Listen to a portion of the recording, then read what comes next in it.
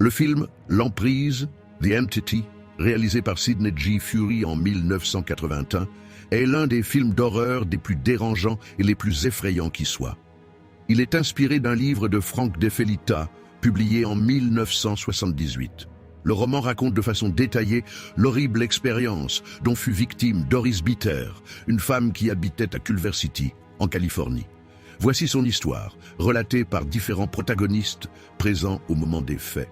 Le 22 août 1974, Barry Taff et Kerry Gaynor, deux médecins qui effectuaient des recherches sur les phénomènes paranormaux, discutaient de leur dernière enquête dans une librairie de Culver City lorsque Doris Bitter entendit leur conversation.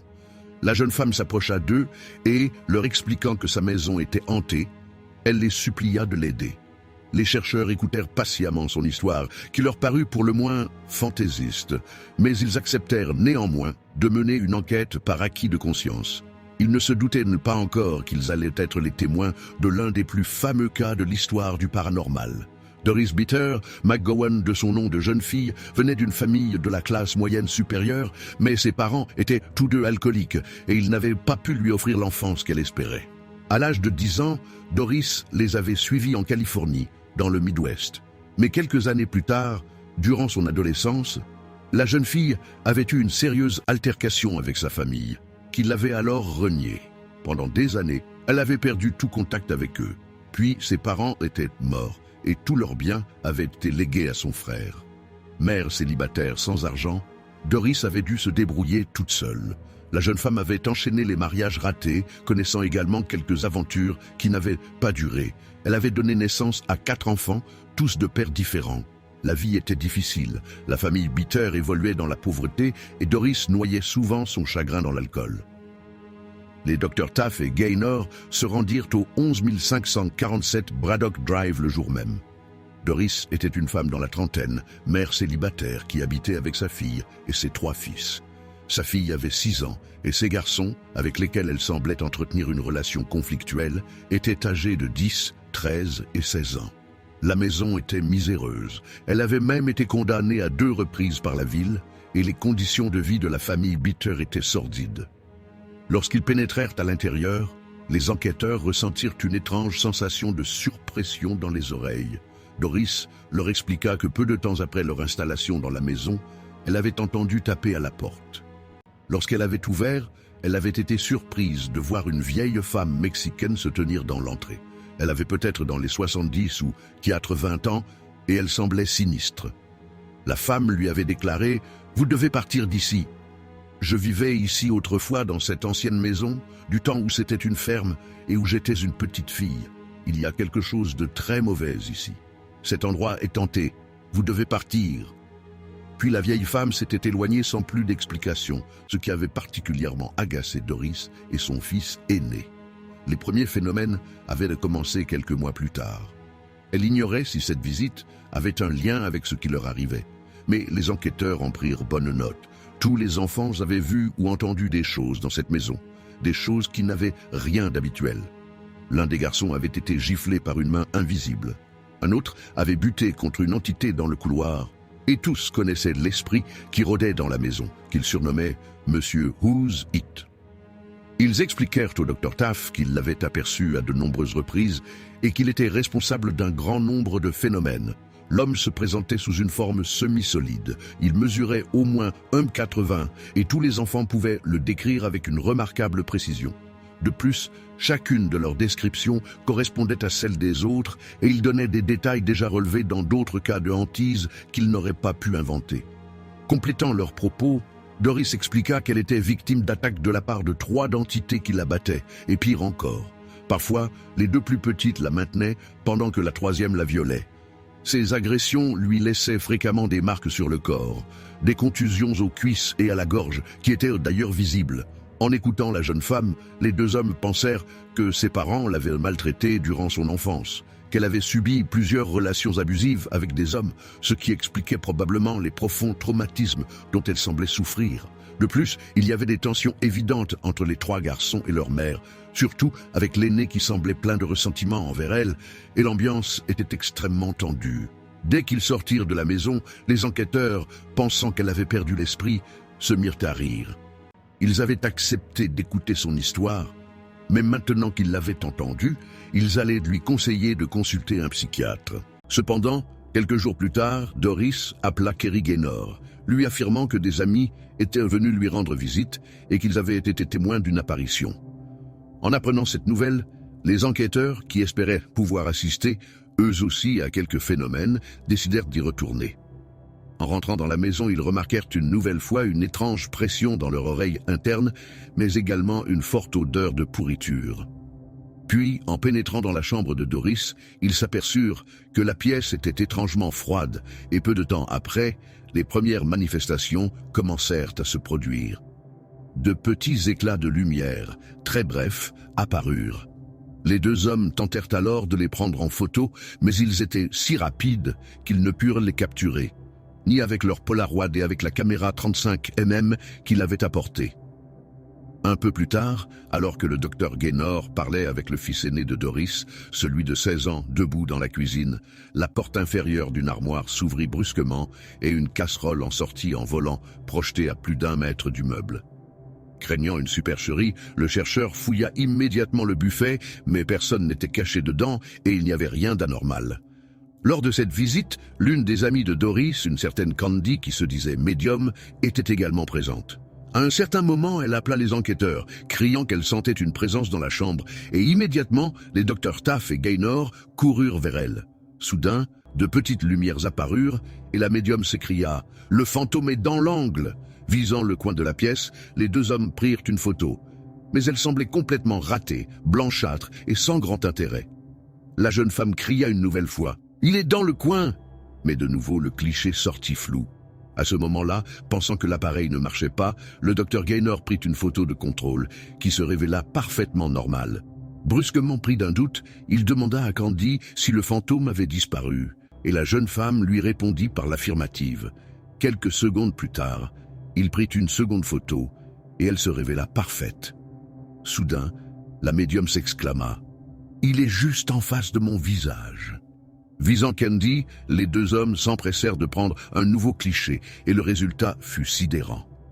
Les rideaux derrière elle et les boutons de sa robe étaient parfaitement nets, mais tout son visage semblait effacé. Candy s'écria alors « Il est en plein devant mon visage !»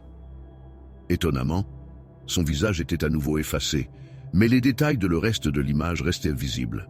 À ce stade, le docteur Gaynor voulut prendre une autre photo de contrôle.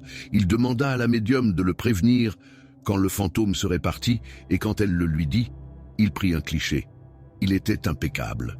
Alors que les enquêteurs se tenaient là, debout dans la pièce, soudain le docteur Taff, regardant vers la fenêtre, aperçut plusieurs boules de lumière d'un bleu électrique. Malheureusement, il fut le seul à les voir. Un peu plus tard, le Polaroid prit soudainement et inexplicablement une photo de lui-même. Ce fut le dernier phénomène paranormal de la journée.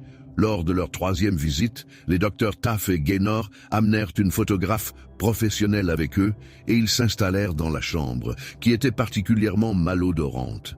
À plus de 20 reprises, alors qu'ils se trouvaient dans la pièce en compagnie de Doris, ils purent observer simultanément ce qui semblait être une petite lumière pulsant des éclairs. À ce moment-là, les enquêteurs décidèrent d'assombrir la salle en accrochant plusieurs couvertures lourdes aux fenêtres, mais le changement de l'intensité lumineuse n'affecta en rien l'entité, qui parut plus brillante encore. Malheureusement, cette lumière apparaissant et disparaissant trop rapidement, aucune photographie ne fut prise cette nuit-là.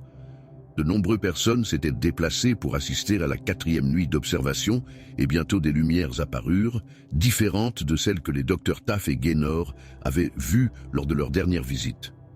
Elles étaient très intenses et ne se ressemblaient guère, ni en taille, ni en luminosité. À en juger par leur évolution rapide, leurs caractéristiques dimensionnelles et leur intensité, il était évident que ces manifestations n'étaient pas frauduleuses et qu'elles n'étaient pas non plus le fruit d'hallucinations collectives.